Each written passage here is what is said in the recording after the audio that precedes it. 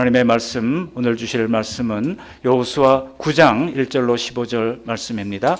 구약 성경 332쪽 여호수아 9장 1절로 15절 말씀을 김창수 집사님께서 봉독해 주시겠습니다. 이 일 후에 요단 서쪽 산지와 평지와 레바논 앞 대연안에 있는 헷사람과 아모리 사람과 가나안 사람과 브리스 사람과 히 사람과 여부수 사람의 모든 왕들이 이 일을 듣고 모여서 일심으로 여호수아와 이스라엘에 맞서서 싸우려 하더라. 기브온 주민들이 여호수아가 여리고와 아이에 행한 일을 듣고 꾀를 내어 사신의 모양을 꾸미되 헤어진 전대와 헤어지고 찢어져서 기운 가죽 포도주 부대를 나귀에 싣고 그 발에는 낡아서 기운 신을 신고 낡은 옷을 입고 다 마르고 곰팡이가 난 떡을 준비하고 그들이 길갈 진영으로 가서 여호수아에게 이르러 그와 이스라엘 사람들에게 이르되 우리는 먼 나라에서 왔나이다. 이제 우리와 조약을 맺읍시다 하니 이스라엘 사람들이 히 사람에게 이르되 너희가 우리 가운데 거주하는 듯하니 우리가 어떻게 너희와 조약을 맺을 수 있으랴 하나 그들이 여호수아에게 이르되 우리는 당신의 종들이니이다 하매 여호수아가 그들에게 묻되 너희는 누구며 어디서 왔느냐 하니 그들이 여호수아에게 대답하되 종들은 당신의 하나님 여호와의 이름으로 말미암아 심히 먼 나라에서 왔사오니 이는 우리가 그의 소문과 그가 애굽에서 행하신 모든 일을 들으며 또 그가 요단 동쪽에 있는 아모스 사람의 두 왕들 곧 헤스본 왕 시온과 아스다롯에 있는 바산 왕 옥에게 행하신 모든 일을 들었음이니이다. 그러므로 우리 장로들과 우리나라의 모든 주민이 우리에게 말하여 이르되 너희는 여행할 양식을 손에 가지고 가서 그들을 만나서 그들에게 이르기를 우리는 당신들의 종들이니 이제 우리와 조약을 맺읍시다 하라 하였나이다.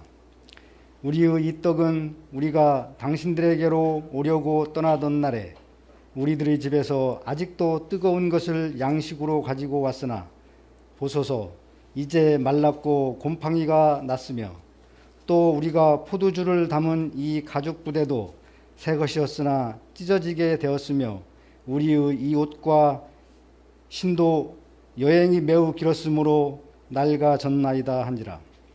우리가 그들의 양식을 취하고는 어떻게 할지를 여호와께 묻지 아니하고 여호수아가 곧 그들과 화친하여 그들을 살리리라는 조약을 맺고 회중 족장들이 그들에게 맹세하였더라. 옆 사람하고 인사하시겠습니다. 반갑습니다. 잘 오셨습니다. 환영합니다. 인사하시겠습니다. 여러분 인생을 살면서 속아봤던 적이 있으시죠? 속였던 적 있으십니까? 그거는 좀 회개해야 할 일이고요. 속아봤던 적이 아마 한두 번쯤 다 있을 겁니다. 깜박깜박 속을 때가 있죠.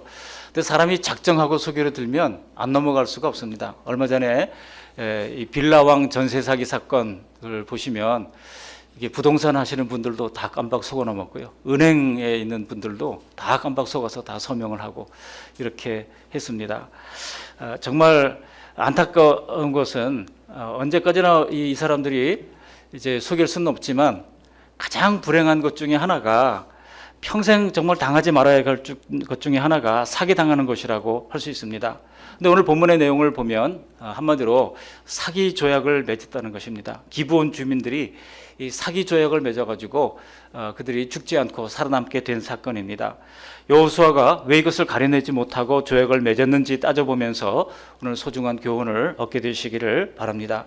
이제 이스라엘 백성들은 여리고성을 정복했죠. 그리고 아이성을 정복합니다. 그리고 축복과 저주를 선포합니다. 그리고 이제 중부 지역을 이제 정복하기 위하여 전열을 가다듬습니다. 사기 충천에서 가나안 땅의 중심부로 진출하려고 하는 것입니다. 그런데 여리고성과 아이성이 진멸당했다고 하는 소문이 가나안 땅의 전역에 퍼져나갑니다. 그러면서 이스라엘의 다음 진격 작전은 점점 더 힘들게 됩니다. 1, 2절 보시면은요, 가나안 6부족이 동맹을 맺고 이스라엘에 맞서 싸우려고 했다는 겁니다. 거기 보면 요단 서쪽 산지, 평지, 레바논 앞 대해에 있는 6족속 이름이 나오죠. 헷 족속, 아모리 족속, 가나안 사람, 브리스 사람, 히위 사람, 여부스 사람. 이 사람들이 동맹을 맺고 이제 이스라엘과 맞서 싸우려 했다는 것입니다.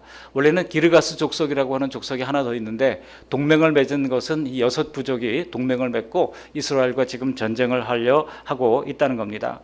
지금까지는 여리고성 하나, 또 아이성 하나, 하나하나 완바이 완 이렇게 했는데 집중할 수가 없습니다. 6부족이 전부 다 군대를 이끌고 와서 이스라엘과 싸우려 하는 상황입니다. 그런데 그런 중에 히위 부족에 속한 여부스 사람이 죄송합니다. 기브온 족속이 히위 족속 중에 기브온 족이 동맹을 깨고 몰래 이스라엘과 화친 조약을 맺어서 자신의 생명을 살리게 했다는 이야기입니다. 이 사람들은 24절로 내려가 보시면 기브온 주민들이 가나안 정복의 의미가 무엇인지를 매우 정확하게 알고 있었음을 알 수 있습니다. 나중에 속인 것이 발각이 돼가지고 여호수아한테 추궁을 당할 때에 그들이 뭐라고 말하는가 하면 이렇게 말을 하고 있어요. 같이 한번 읽어보실까요? 24절입니다.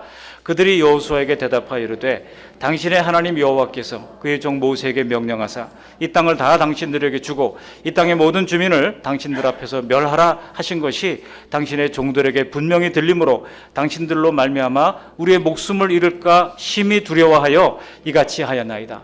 목숨을 잃을까 심히 두려워하여 이렇게 거짓 조약을 맺고 생명을 살리려고 한 것입니다 라고 고백을 했다는 겁니다. 여러분, 에덴 동산은 하나님 나라의 모형이었죠. 그리고 이스라엘 역사도 하나님 나라를 이루어가는 모형입니다. 근데 국가가 성립되려면 세 가지 구성 요건이 있어야 합니다. 먼저 영토가 있어야 되죠. 땅이 있어야 됩니다. 그리고 백성이 있어야 되지 않겠습니까? 그리고 주권이 있어야 됩니다. 하나님께서는 하나하나를 하나님 나라를 세워가시는데 이 율법을 통해서 하나님 나라의 주권을 선포하십니다. 뿐만 아니라 이스라엘 백성들을 70명을 애굽으로 보내서 430년 지내는 동안에 200만 명으로 늘어나게 하심으로 말미암아 백성을 이제 세우십니다. 이제 남은 것은 뭐예요? 땅입니다. 영토를 차지해야 되죠. 영토가 있어야 국가다운 국가가 될 수 있을 것 아니겠습니까? 그래서 땅을 주신다고 이미 아브라함 때부터 약속을 하신 것입니다. 그런데 여기 그 내용을 지금 이 기브온 족속이 정확하게 알고 있는 것을 볼 수가 있습니다. 그래서 하나님이 이 가나안 땅을 아브라함에게 약속을 해주셨는데 이제 당신들이 차지하러 왔으니 분명히 하나님이 이루실 것이다. 놀라운 믿음이에요. 예. 이거를 믿고 있어요. 믿고 있기 때문에 지금 어떻게 선대지 살기 위해서는 거짓 조약을 맺어서라도 이제 이 약속을 불가침 조약을 맺어야 된다고 이들이 작정한 것 아니겠습니까? 이전에 라합도 비슷한 말을 한 바가 있습니다. 하나님의 능력을 그는 온전히 신뢰했던 것을 알 수 있습니다. 그런데 사람들의 반응이 제각각이었죠. 어떤 사람들은 싸우자파가 있습니다. 연합군을 형성해서 이스라엘과 맞서 싸워야 된다. 그런가 하면은 라합처럼 기회를 봐가지고 우리 가정이라도 살아야 된다. 그런 사람이 있었고 아예 오늘 기브온 족속들처럼 민족 전체가 살기 위해서는 거짓으로 속여서라도 조약을 맺어야 된다 하는 사람들이 있었던 겁니다. 그래서 이 기브온 주민들은 부족 전체가 죽느냐 사느냐의 이 생사가 달린 문제를 성공시키기 위하여 혼신의 힘을 다하여 이 사기극을 준비하는 겁니다. 우선 평화조약을 맺으려면 가나안 땅에서 온 사람이 아니라 먼 데서 온 사람인 것처럼 속여야 합니다. 그렇기 때문에 옷과 신발과 떡과 포도주 부대를 전부 낡은 곳으로 꾸밉니다. 그리고 대화의 내용도 철저하게 준비를 합니다. 7절을 보시면 여호수아가 처음에 이들을 의심했다고 하는 것을 알 수 있습니다. 아무리 위장을 했다 하더라도 100가지를 위장을 했다 하더라도 몇 가지는 또 드러날 거 아니겠습니까? 그래서 의심을 했어요. 7절에 보시면 이스라엘 사람들이 히위 사람에게 이르되 너희가 우리 가운데 거주하는 듯하니 우리가 어떻게 너희와 조약을 맺을 수 있으랴? 너희가 우리 여기 가나안 땅에 있는 사람들 아니냐? 이런 의심을 품었다는 얘기입니다. 그런데 기브온 사람들이 하나님의 명성을 듣고서 조약을 맺으러 왔다라고 하는 그 말에 그만 경계심을 풀어버립니다. 그리고 먼 길을 온 증거로 곰팡이가 핀 떡 이런 것을 확인하면서 결국 속아서 평화조약을 체결하게 됐다는 겁니다. 자, 이런 내용이 오늘 본문의 큰 흐름인데요. 오늘 본문을 가지고 세 가지 대주로 말씀을 나누고자 합니다. 첫 번째, 실수의 원인이 뭔지를 살피고, 두 번째, 실수의 결과 어떤 일이 일어나게 됐는지, 그리고 마지막으로 이 조약에 담긴 교훈을 함께 나누면서 은혜 나누기를 바랍니다. 첫 번째, 실수의 원인은요, 하나님께 묻지 않았기 때문입니다. 여기 14절 15절에 분명히 명시적으로 그렇게 말씀하고 있죠. 함께 읽어보시겠습니다. 14절, 무리가 그들의 양식을 취하고는 어떻게 할지를 여호와께 묻지 아니하고 여호수아가 곧 그들과 화친하여 그들을 살리리라는 조약을 맺고 회중 족장들이 그들에게 맹세하였더라. 너무 마음이 급한 거예요. 그래가지고 이 문제를 빨리 해결하려고 이제 화친 조약을 맺는데 곧 화친 조약을 맺었다. 15절에 보면 그렇게 얘기하고 있고, 또 족장들은 그들에게 너희들 이제 죽이지 않으니까 염려하지 마라, 맹세까지 했다는 겁니다. 여러분, 우리가 맹세할 때가 있잖아요. 교회에서도 맹세할 때가 있습니까, 없습니까? 언제 맹세하죠? 맹세할 때가 있죠. 언제 합니까? 이제 임직식 할 때, 그죠? 맹세하느냐? 맹세하십니까? 라고 할 때 예라고 분명히 대답을 하잖아요. 이거 보통 일이 아닙니다. 이거 사람과 사람의 맹세가 아니에요. 공동체적으로 회중 앞에서, 하나님 앞에서 한 서약인 겁니다. 그러니까 이게 두려운 거예요. 근데 여러분, 이렇게 이들이 섣불리 맹세를 했다는 겁니다. 여호수아가 속아서 조약을 맺게 된 원인은, 근데 14절에 보면 뭐 때문이라고요? 여호와께 묻지 아니하고 라고 하는 여기에 있습니다. 아이성의 실패 원인이 뭡니까? 아이성 전투의 실패 원인은 아간이라는 사람이 신화를 산 아름다운 외투 한 벌과 200세겔 중의 금덩어리와 은을 감추어뒀기 때문이라고 우리가 알고 있습니다만, 그때도 잘 살펴보니까요, 그때도 전투에 대해서 하나님께 물었다는 기록이 없어요. 아이성 때도 사실은 하나님께 묻지 않고 자신들이 스스로 인간의 지혜로 판단을 했던 겁니다. 오늘도 하나님은 여호수아가 하나님께 묻지 않았던 것을 분명히 지적하고 계십니다. 아이성의 패배를 경험했음에도 불구하고 왜 여호수아는 하나님께 묻지 않았을까요? 여러분, 우리가 하나님의 능력을 때로는 순간순간 망각할 때가 있습니다. 그래서 하나님께서 곧 뭐 이런 것까지 하나님께 물어야 되는가, 이 정도는 내가 할 수 있지, 이렇게 생각하는 경우들이 너무나 많습니다. 사실 우리의 본성이 주님께 기도하고 매번 결제를 받아서 행동을 하고 결정을 해나가는 것을 별로 좋아하지 않습니다. 기도하면 분명히 힘든 순간들로 이겨낼 지혜를 주심을 알면서도, 야고보서 1장 5절이 그랬잖아요. 너희 중에 지혜가 부족한 사람이 있다면, 그죠? 하나님 앞에 나와 기도하면, 그죠? 기도하면 하나님께서 후히 주신다고 약속하고 있지 않습니까? 그럼에도 불구하고 끝끝내 기도하지 않고 버거운 상황을 스스로 지고 갈 때 사실을 훨씬 더 많은 경우들을 보게 됩니다. 기도하면 하나님이 뭐라고 하실지 되게 다 알게 됩니다. 그러나 그냥 내 마음대로 하고 싶은 이 한 고집하는 성질이 우리에게 다들 있는 겁니다. 아닙니까? 여호수아 참모들이 보기에 기브온 사람들의 말들은 사실 같았습니다. 그리고 그들이 내민 증거물들은 믿을만 했습니다. 이 정도라면 율법에 있는 것처럼 원거리 국가와의 전쟁에 대한 지침이 있습니다. 그것을 따라 결정해도 무방하겠다 판단을 한 겁니다. 지난 한 주간도 늘 살던 대로 내 생각대로 살아도 충분하셨습니까? 그러나 그렇다면 우리 예수님께서 왜 항상 기도하라, 항상 깨어있으라 말씀하셨겠습니까? 우리가 성도들이라고 해도 비신자들보다 더 뛰어난 능력을 갖고 있는 사람들은 아닙니다. 그들보다 더 기량이 출중한 것이 결코 아닙니다. 우리가 믿음이 있다고 해서 미래를 알게 됩니까? 악한 영들이 계략이 눈에 보입니까? 아니잖아요. 기도할 때 하나님께서 알려주시는 겁니다. 오직 기도할 때 우리에게 없는 하나님의 탁월한 능력을 주님께서 우리에게 허락해 주시는 것입니다. 가장 적당한 시간에 가장 적당한 방법으로 허락해 주시는 것입니다. 우리는 종종 아무리 깊이 생각해도 인간적으로는 해답이 없는 그런 일들을 만날 때가 있습니다. 그러나 기도하는 사람들에게는 항상 하나님께서 해답을 주십니다. 잠언서 20장 5절에 보니까 사람의 마음에 있는 모략은 깊은 물 같으니라, 그럴지라도 명철한 사람은 그것을 길어내느니라 말씀하고 있습니다. 명철한 사람은 이 사람과의 대화에서 그 사람들의 마음에 뭐가 있는지를 다 읽어낸다는 뜻입니다. 잠언서 9장 10절에 보시면 여호와를 경외하는 것이 지혜의 근본이요 거룩하신 자를 아는 것이 명철이니라 그랬어요. 하나님을 아는 것이 명철이라고 말씀하고 있습니다. 단호히 하나님을 경외하고 아는 것이 명철이라고 말씀하고 있는 겁니다. 기도는 범사의 주 하나님을 인정하고 경외하는 것입니다. 그렇기 때문에 기도하면서 방법을 구할 때 어느 순간 계속 기도하다 보면 어느 순간 아, 이거구나. 길이 보이는 것입니다. 하나님이 우리의 경외심에 대하여 응답해 주시기 때문에 그런 길들을 우리에게 알려주시는 것입니다.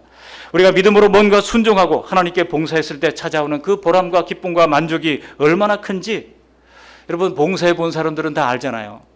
그래서 이것을 뭐라고 그럽니까? 심리학적으로도 헬퍼스 하이라고 부릅니다. 봉사자, 섬기는 자들의 희열이 있다는 겁니다. 그렇기 때문에 우리가 섬기고 헌신하고, 그죠? 앞에서 섬기고 헌신하는 사람들은 쓰리고를 잘해야 된다 그러잖아요. 쓰리고가 뭔지 아세요? 일하고 돈 내고 욕 먹고. 그래서 이 앞에서 일하는 사람들은 항상 욕 먹게 마련이에요. 뭐 잘해도 욕 먹고 못해도 욕 먹고 욕 먹는 거예요. 그러니까 그냥 이거는 리더십의 코스트다 생각을 하시면서 할 수밖에 없습니다. 그래서 돈 내고 시간 들여 정성을 들이고 일하고 욕도 먹고 그걸 당연히 여기면서 우리는 섬기는 것입니다. 왜냐하면 그 섬기는 자의 기쁨을 하나님께서 허락해 주셨기 때문입니다.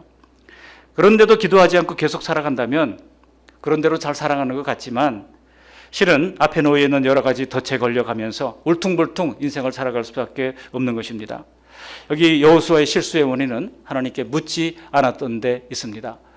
올 한 해 우리 교회에게 주신 표가 무엇입니까? 더욱 기도에 힘쓰자 아닙니까? 우리에게 주신 그 기도의 그 표를 따라서 더욱 기도하며 날마다 주님께 물어보며 결정하고 따라가는 저와 여러분들이 되시기를 주님의 이름으로 축복합니다. 두 번째로 이 실수의 결과로 기브온이 이스라엘 민족으로 편입이 됐다는 겁니다. 이 조약의 결과 진멸해야 할 가나안 부족이 이스라엘과 함께 살게 됐습니다.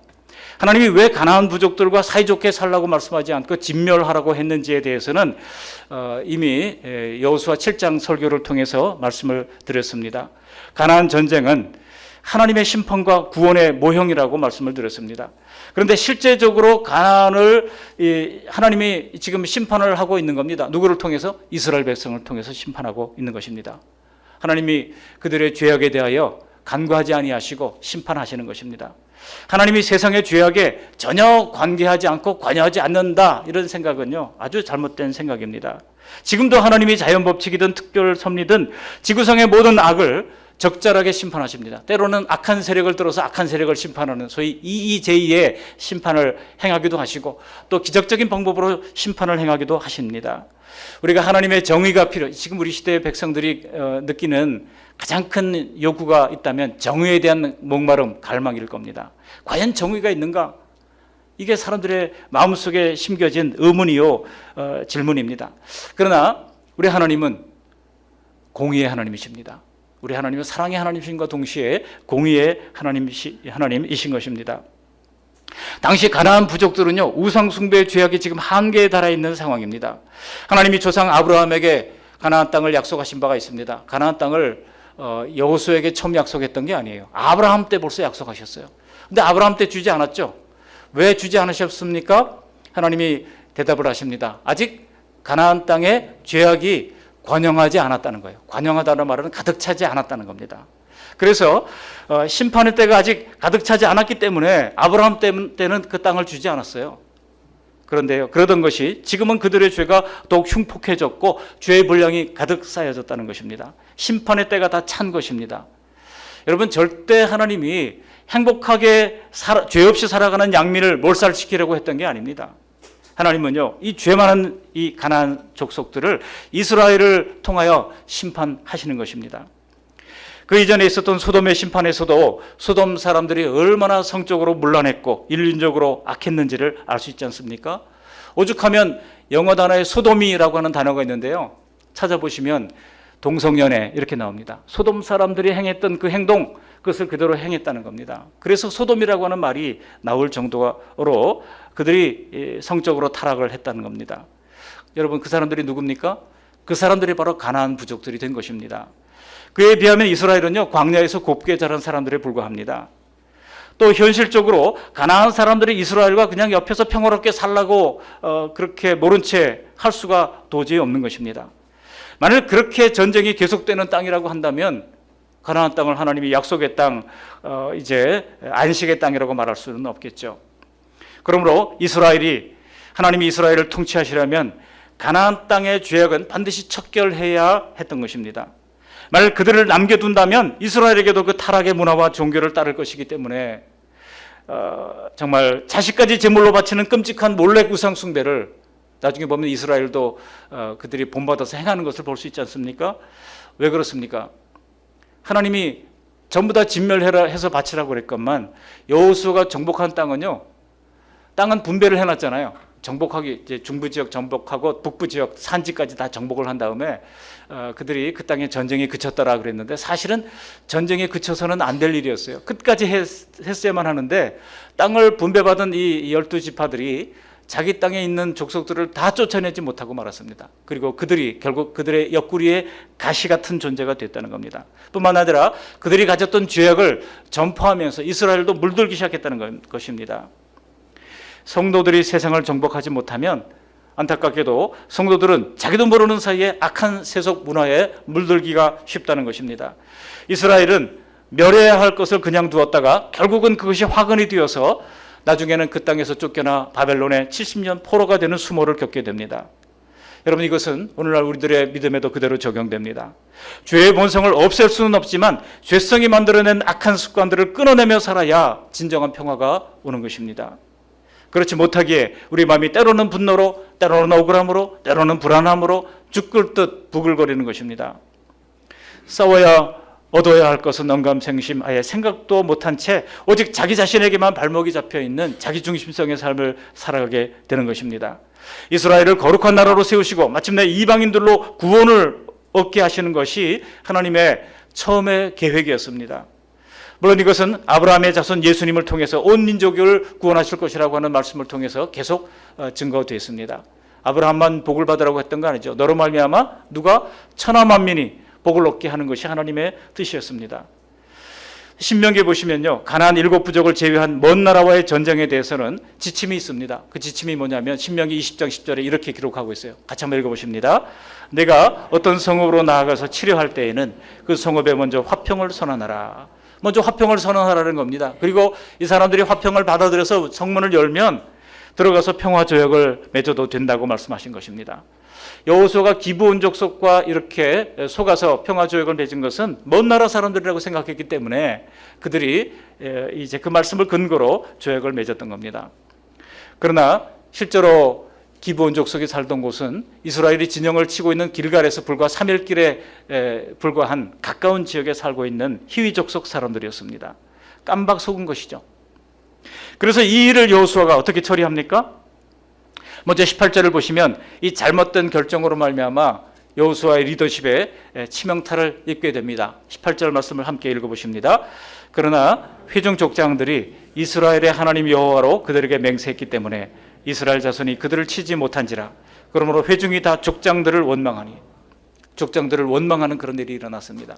그러니까 족장들의 지금 대표로서 일을 하고 있는 여호수아는 더 말할 것도 없겠죠. 진멸해야 한다는 하나님의 명령을 어겼으니 앞으로 또 아이성과 같은 패배가 돌아오는 것은 아닐까? 백성들에게 두려움이 퍼져나갔던 겁니다. 기도하지 않고 실패한 일은 신망을 잃게 합니다. 그리고 현실적인 손해로 나타납니다. 그러나 비록 실패했다 할지라도 다시 하나님의 말씀으로 돌아가서 해결을 할 필요가 있는 것입니다. 여호수아는 비록 속아서 맺은 조약이라 할지라도 하나님의 이름으로 맹세했기 때문에 이 조약은 파기할 수 없다 결론을 내리게 됩니다. 대신 이들이 속였기 때문에 그에 합당한 징벌을 내리는데 그 징벌로 어떻게 합니까? 이 주정관계 조약을 맺습니다. 평등조약이 아닙니다. 주정관계 조약을 맺어서 기브온 주민들에게 대대로 레위 사람들의 제사들을 위하여 나무를 이제 패고 물을 깃는 종이 되게 한 것입니다. 27절 말씀 함께 읽어보실까요? 27절입니다. 그날에 여호수아가 그들을 여호와께서 택하신 곳에서 회중을 위하며 여호와의 제단을 위하여 나무를 패며 물을 깃는 자들로 삼았더니 오늘까지 이르니라. 오늘까지라고 하는 말은 이제 이 여호수아서가 기록될 때까지 그렇게 했다는 것입니다. 근데 여기서 우리에게 드는 의문은 왜 하필 이 기브온 사람들을 레위 족속 성소의 일꾼으로 택함을 받았던 레위 족속에게 종으로 붙였는가 하는 것입니다. 그들은 본래 진멸되어 바쳐져야 할 헤렘이었습니다. 반면에 레위인은 이스라엘을 대표해서 먼저 하나님의 일을 맡은 사람들입니다. 하나님께 바쳐진 사람들입니다. 여기서 우리가 알 수 있는 중요한 요점은 기브온 족속은 성소의 종이 되게 함으로써 결국 그들도 살아서 하나님께 바쳐진 레위인과 똑같이 되었다는 것입니다. 그들도 헤렘이 된 것입니다. 여호수아는 성령의 사람이었기 때문에 가나안 전쟁의 의미에 맞게 이 사건을 잘 수습을 했던 것입니다. 마지막으로 죄악에 담긴 교훈을 살펴보고자 합니다. 그것은 약속을 소중히 여기시는 하나님이라고 하는 것입니다. 여러분, 이 사건 안에 담겨있는 중요한 의미와 교훈이 과연 무엇이겠습니까? 이 죄악으로 말미암아 기브온 주민들이 이스라엘에 편입된 것은 결코 우발적으로 일어난 일이 아니라고 하는 것입니다. 여기에는요, 긴 역사를 갖춘 이 역사성이 있습니다. 계속 역사적인 어떤 사건들이 계속 연결되고 있는 연결고리가 있음을 보여드리고자 합니다. 여러분, 여기서 좀 이상한 것은 여호수아가 하나님께 묻지 않고 기브온 주민들을 살린 것에 대해서 하나님께서 그건 나쁘다, 뭐 악하다 이런 말을, 혹은 심판을 내린다 그런 말을 하신 적이 없다는 거예요. 그야말로 노 코멘트를 하셨어요. 이거를 뭐 요즘 NCND 정책이라고 그러잖아요. NCND, neither confirm nor deny. 뭐 어떤 나라에 당신들이 핵을 가지고 있습니까? 물어보면 대답도 하지 않고 긍정도 부정도 하지 않는 것을 NCND라고 그러는데, 하나님이 지금 이 사건에 대해서 NCND를 하고 계세요.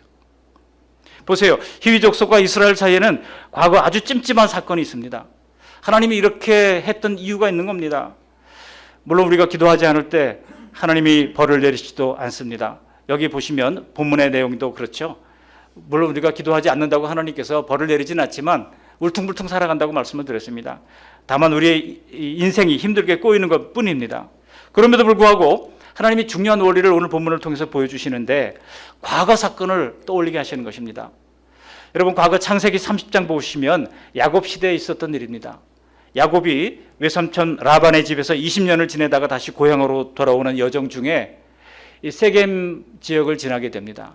세겜은 족장이 세겜인데, 그래서 이제 그 동네 이름도 세겜이 되었습니다. 그 세겜 지역을 지나가야 되는데, 야곱의 이제 외동딸 디나가 동네 구경을 하러 나간 거예요. 동네 마을 구경을 하러 나갔다가 그만 이 족장 세겜에게 이제 눈에 띄어가지고 붙잡혀가지고 이 세겜에게 겁탈을 당하는 그런 일을 당하게 됩니다. 그 일을 듣고 이 디나의 오빠가 되는 레위, 둘째 아들 레위와 셋째 아들 시므온이 마음속에 분노를 품은 겁니다. 그래서 어떻게 합니까? 그래서 이 둘이 세겜에게 복수를 계획하는 거예요. 그때 마침 이 세겜 족장이 예물을 들고 와가지고 디나와 결혼하겠으니 허락을 해달라고 요청을 하러 옵니다. 그래서 이 레위와 시므온이 이야기하기를, 우리는 할례 받지 않은 민족하고는 가족이 될 수 없으니 너희 부족의 남자들이 다 할례를 행하면 그러면 우리 민족으로 받아들이고 같이 결혼도 허락하겠다 이야기를 하게 되는 겁니다. 그래서 어떻게 합니까? 이 세겜 부족 전체가 남자들이 다 할례를 받고 누워서 낫기를 기다리고 있습니다. 그럴 때에 레위와 시므온이 이제 칼을 찬 용사들을 데리고 가가지고 그 세겜 부족 전체를 다 진멸합니다. 이게 최초의, 아마 역사상 최초의 제노사이드가 될 거예요. 민족 전체를 막 없애버리려고 했던 겁니다. 여러분, 그때 그 세겜의 후손이 누굽니까? 그 세겜의 후손이 바로 히위 족속인 거예요. 약속을 했음에도 불구하고 약속을 지키지 않고 그 사람을 다 죽여버렸거든요. 그런데 오늘 사건이 500년이 지난 이 과거 사건과 이어져 있는 겁니다. 레위가 하나님의 언약인 할례를 두고 사기를 친 것이 지금 그 후손들에게 똑같이 당하고 그때의 약속을 지킬 수밖에 없게 하신 것입니다. 여러분, 등골이 오싹할 만큼 정확하신 하나님의 섭리입니다. 하나님의 이름으로 걸린 약속에 대해서는 하나님의 원칙이 무엇인지를 우리에게 잘 보여주고 있습니다. 한번 따라해 보실까요? 하나님의 이름을 건 약속은 지켜야 합니다. 시작. 하나님의 이름을 건 약속은 지켜야 합니다. 우리가 세례 사역을 할 때나 임직 사역을 할 때나 그 사역하는 것은 반드시 하나님 앞에서 한 것임을 알고 우리가 두렵고 떨림으로 지켜야 할 것입니다. 근데 이것으로 끝이 아니에요. 이로부터 약 500년이 또 역사가 지나갑니다. 그리고 사울 왕의 시대가 됐어요. 그때 또 불미스러운 사건이 일어납니다. 사울 왕이 진멸하라고 하는 아말렉을 살려두었다가 하나님께 버림을 받지 않습니까? 그래서 생각해낸 것이 백성들의 그 요동하는 마음을 돌리고자 한 민족을 지정해서 그 민족을 없애버린 거예요. 그 민족이 누굽니까? 바로 기브온 사람들입니다. 기브온 사람들을 백성들의 마음을 얻고자 대량 학살을 한 겁니다. 사울 왕 역시 살려주기로 한 맹세의 언약 안에 있는 기브온 사람들을 죽여서 언약을 깨뜨려 버린 거예요. 하나님이 그냥 두셨을까요? 절대로 그냥 넘어갈 하나님이 아니시죠. 그래서 어떻게 합니까? 다윗 시대에 3년 동안 계속 기근이 발생합니다. 여러분, 고대 3년 기근이면 지금처럼 뭐 저수지가 있습니까? 또 뭐 물을 퍼올릴 수 있는 양수기가 있습니까? 그러니 백성들이 막 죽어나가는 겁니다. 그래서 백성들을 죽어나가는 모습을 보면서 다윗이 하나님 앞에 기도합니다. 하나님, 도대체 왜 그렇습니까? 우리가 무슨 잘못을 저질렀습니까? 알려주십시오. 그랬을 때 하나님이 알려주시는 거예요. 뭐라고 알려주십니까? 바로 사울이 기브온과의 언약을 깨고 그 기브온족을 죽였기 때문이라고 하나님께서 명백히 알려주십니다. 이게 사무엘하 21장에 자세히 기록되어 있습니다. 그래서 다윗이 기브온 사람들을 불러가지고 지금 하나님이 우리에게 이렇게 얘기하니 당신들을 어떻게 하면 이 사울왕의 잘못을 보상해 마음을 좀 너희들이 위로를 받을 수 있겠냐 질문을 합니다. 그랬을 때 이 기브온 족속들이 우리의 원통함을 풀기 위해서 이 사울 집안에 속한 사울의 아들 7명을 우리 손에 넘겨달라고 얘기합니다. 다윗이 넘겨줍니다.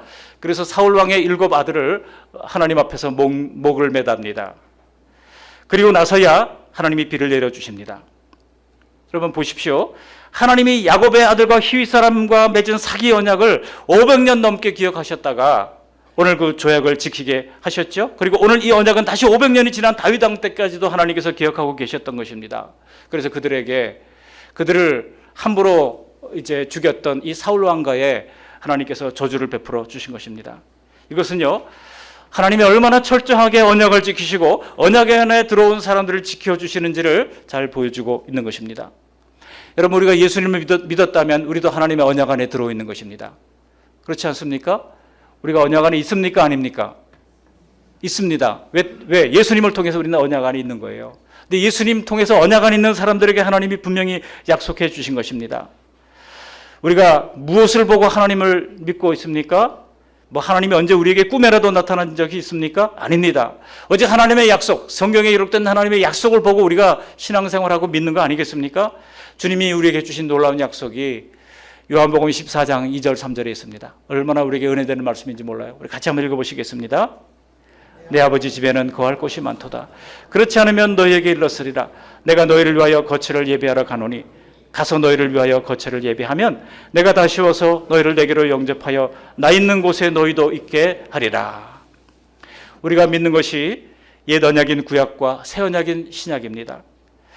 그 약속들 안에는 구원의 문제들이 들어있습니다. 그런데 구원의 문제만 있는 것은 아니죠. 우리를 복되게 하는 얼마나 많은 약속들을 주셨는지 모릅니다. 그러나 중요한 것은 믿지 않으면 소용이 없는 거예요. 하나님은 언약을 반드시 지키신다고 하는 것을 오늘 성경을 통해서 주님은 증명을 해 주시는 것입니다. 오죽하면 가나안 땅의 이름을 아예 약속의 땅이라고 말씀하시고 안식의 땅이라고 말씀하셨겠습니까? 그러나 우리는 성경을 구원을 약속하신 하나님의 언약이라고 하는 큰 관점에서 볼 수가 있어야 합니다. 이렇게 기브온 사람들은 언약 안에 들어와서 때로는 서름도 당하고 때로는 정말 괴로움도 당했지만은, 그러다가 사울왕에 학살당하는 어려움도 당했지만은, 그러나 하나님께서는 그들의 억울한 죽음을 다 기억하고 계셨던 것입니다. 그래서 3년간이나 비를 내리지 않는 그 공의로우신 하나님을 보면서 그들이 얼마나 마음이 울컥했겠습니까? 하나님이 드디어 우리도 이제 비록 레위 족속의 종으로 들어왔지만 우리도 택한 백성으로 인정하시는구나, 그런 감격을 누리게 됐을 겁니다. 그렇게 해서 그들은 점점 더 신실한 하나님의 사람으로 변화된 것입니다. 그들이 신실한 하나님으로 사람으로 변화됐다고 하는 증거가 있습니다. 여러분, 다시 500여 년이 지난 어느 날 이스라엘은 바벨론의 포로로 끌려갔습니다. 그리고 70년 만에 다시 고국으로 귀환하게 됩니다. 근데 여러분, 바벨론은 번화한 나라입니다. 이제 모든 것이 문화가 번성한 나라입니다. 그 나라에는 직업도 많고 이제 살아갈 수 있는 환경도 넉넉합니다. 그런데 그들이 이제 돌아가라고 그러니까 사람들이 돌아올 때 사람들이 미온적이었어요. 1차, 2차, 3차에 걸쳐서 예루살렘으로 돌아오는데 사람들이 그렇게 많은 숫자가 돌아온 게 아닙니다. 왜냐하면 돌아봤자 아무것도 없는 거거든요. 폐허밖에 없거든요. 근데 그 돌아온 자의 명단에 누가 있는가 보시면은요, 여기 역대상 9장 2절에 보면 당시에 이 기브온 사람들이요, 느드님이라고 하는 지역의 레위 사람에게 붙여서 거주지를 받았습니다. 그래서 느드님 사람이라고 불렀던 겁니다. 역대상 9장 2절에 보면 이렇게 말씀하고 있어요. 같이 한번 읽어보시겠습니다. 그들의 땅 안에 있는 성읍에 처음으로 거주한 이스라엘 사람들은 제사장들과 레위 사람들과 느드님 사람들이라. 폐허가 된 고국에 제일 먼저 귀환한 사람들의 명단 가운데 제사장, 레위인들, 그리고 그들을 도와 섬겼던 느드님 사람들이 있었다는 것입니다. 그들은 바벨론 포로 중에도 레위 사람들의 이제 종이 되어서 그들과 함께 있다고 하는 사실을 알 수가 있는 대목입니다. 사실 그냥 바벨론에서 이제 어차피 포로가 된 당신도 종이고 나도 종인데 굳이 우리가 여기까지 와서 레위인의 종이 될 필요가 없지 않느냐 하고 다 떠나가도 아무런 상관이 없습니다. 그러나 그들은 이제 하나님의 백성이 되었다는 정체성을 가지고 끝까지 남아 있었다는 겁니다. 그리고 예루살렘으로 돌아와서 성벽을 재건한 사람들의 명단에도 이들의 이름이 나옵니다. 각 지파 사람들이 성벽을 느헤미야 시대에 재건을 할 때요, 그 중수했던 사건이 나옵니다. 성벽을 맡아서 부분 다 세워나가는데 이들이 맡은 부분이 다른 사람들이 맡았던 부분보다 더 깁니다. 어디 나옵니까? 느헤미야 3장 26절입니다. 같이 한번 읽어보시겠습니다. 그때 느드님 사람은 오벨에 거주하여 동쪽 수문과 마주대한 곳에서부터 내민 망대까지 이르렀느니라. 각 지파들이 이제 성전은 이미 지었고 성벽을 이제 짓는데 그 성벽을 짓는 부분을 맡을 때에 그들이 더 힘을 내어가지고 그 맡은 부분을 중수했다고 하는 것은 뭐 느헤미야가 돈을 대줘서 짓게 한 게 아니에요. 각자가 다 지파가 힘을 내어서 재물을 내 가지고 그 맡은 성벽을 다 이제 지어 올렸다고 하는 겁니다. 오늘 기브온 부족이 평화 조약을 통해서 구원을 받은 사건 전후에 이런 긴 역사적 연결고리들이 다 연결되어 있음이 드러나는 것입니다. 그리고 그 역사의 연결고리는 바로 언약을 지키시는 하나님의 신실하심에 있습니다.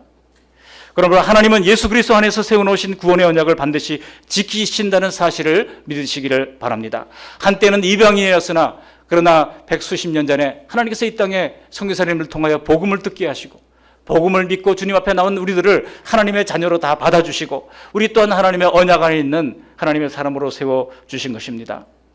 물론 당시에 기브온 사람들은 단지 목숨을 건지기 위해서 수단 방법을 가리지 않고 이스라엘 안에 들어왔지만은 그러나 결국 하나님의 진실한 사랑을 깨닫고는 최선의 섬김으로 하나님 앞에 보답을 다했던 것입니다. 어떤 분들은요, 기브온 사람들이 거짓말을 해가지고 속이는 꾀를 내서 구원을 받은 것은 진정한 믿음이 아니라고 얘기하는 분들이 있습니다. 그러나 기브온 사람들은 종이 되어도 좋다고 하는 불평등 조약을 맺을 만큼 믿음이 있었던 사람들입니다. 이들이요, 만일 이스라엘과 전쟁을 해가지고 조금이라도 살아날 수 있는 가능성이 있다고 하면 그들이 아마 전쟁을 선택했을 겁니다. 근데 그들은 믿기를 전쟁으로 하나님과 싸워서 이길 사람은 없다. 이들은 믿었던 거예요. 전쟁으로 하나님과 싸울 수는 없다. 믿었던 거예요. 그래서 살 방법은 단 하나밖에 없어요. 이스라엘과 화친 조약을 맺는 것밖에 없다고 이제 결정을 했던 겁니다. 놀라운 믿음입니다. 우리 장로님 기도 중에도 말씀하셨습니다만 천국은 침노하는 자의 것이라고 마태복음 11장 12절을 말씀하고 있습니다. 여러분, 과연 기브온 사람들의 이런 믿음을 믿음이 아니라고 말할 수 있습니까? 예수님은 말씀하셨습니다. 천국은 침노하는 자의 것이라고 말씀합니다. 우리가 왜 하나님 앞에 나오게 되었습니까? 정말 죽을 것 같아서 이대로는 인생 다 무너질 것 같고 어떻게든 도움을 받아 살기 위해 하나님 앞에 나왔던 것 아닙니까? 그런 우리를 하나님은 기브온 주민들처럼 예수님의 구원 언약 안으로 들어온 자녀로 받아주시고 영생을 주시고 환대해 주신 것입니다. 그러므로 이젠 우리도 나를 위해 목숨을 주신 예수님의 사랑을 더 깊이 깨달아서 기브온 주민들이 그랬던 것처럼 하나님을 끝까지 경외하며 섬기는 저와 여러분들이 되시기를 주님의 이름으로 축복합니다. 말씀을 정리하겠습니다. 어쩐지 여호수아가 하나님께 묻지도 않고 일을 저질렀음에도 불구하고 하나님이 잠잠하신 것은 다 이유가 있었던 것입니다. 바로 기브온족에 대한 이러한 놀라운 섭리가 있었기 때문입니다. 기브온 주민에 대한 하나님의 언약이 견고하듯이 예수님의 새 언약 안에 있는 우리의 믿음에 대한 약속도 견고한 줄로 믿습니다. 인간사는 다 속고 속이며 실수하고 실패하며 흘러갑니다만 우리가 하나님의 뜻대로 살아갑니까? 우리도 역시 실수하며 우리도 역시 넘어질 때가 많지 않습니까? 그러나 우리의 실수와 잘못에 대해서도 하나님은 오늘 여호수아의 경우처럼 모든 것을 합력해서 선을 이루어 가시는 분이십니다. 만일 우리가 실수한 대로 내 인생이 결정된다고 하면 진즉 다 망했을 거예요. 다만 오늘 성경은 여호수아가 묻지 않은 것에 대해서는 분명히 잘못이라고 말씀합니다. 그러므로 기도 없이 살면서 기도 없이 살아도 괜찮다고 생각하지 마시기를 바랍니다. 더욱 깨어 기도하시기를 바랍니다. 내가 독단적으로 행동한 수많은 일들의 결과로 우리의 삶이 더 힘든 건 아닙니까? 그러나 염려할 상황들이 단번에 해결되지는 않는다 할지라도 기도를 통해서 지혜를 얻고 살아간다면 반드시 해결되는 때가 올 줄로 믿으시기를 바랍니다. 우리 앞날이 형통하게 되는 것을 방해하는 악한 세력은 늘 우리 곁에 존재합니다. 특히 우리 영이 약해지면 악한 영들은 더욱 기승을 부리기 마련입니다. 그러므로 늘 성령 충만을 강구하면서 시험에 들지 않도록 깨어 있어야 할 것입니다. 그렇게 예수님의 구원 언약 안에 굳게 서서 매일 흔들리지 않는 한 주님께서는 우리에게 예배한 놀라운 은혜와 복을 허락해 주실 것입니다. 이러한 복된 인생을 살아가는 저와 여러분들이 다 되시기를 주님의 이름으로 간절히 축원합니다. 아멘. 고맙고 감사하신 하나님 아버지, 여호수아의 실수의 원인이 하나님께 붙지 않았던 것임을 주님께서 지적하십니다. 날마다 모든 일을 결정하기에 앞서서 주님께 먼저 물어보는 우리 모두가 될 수 있도록 도와주시고, 큰 일뿐만 아니라 매일매일 작은 일조차도 주님께 물어보며 주님과 더불어 동행하며 인생을 살아갈 수 있도록 은혜를 베풀어 주시옵시고, 우리도 이방인이었으나 예수님 안에서 하나님의 자녀가 된 것을 믿고 감사를 드립니다. 하나님 앞에서 약속을 소중히 여기게 도와주시옵시고, 하나님 앞에서 한 약속이라면 두렵고 떨림으로 지킬 수 있도록 은혜를 베풀어 주시며, 예수님 안에서 주신 약속을 끝까지 지키실 하나님의 신실하심을 신뢰하면서 살아가는 복된 인생 다 될 수 있도록 붙들어 주시옵소서. 예수님의 이름으로 감사하며 기도합니다. 아멘.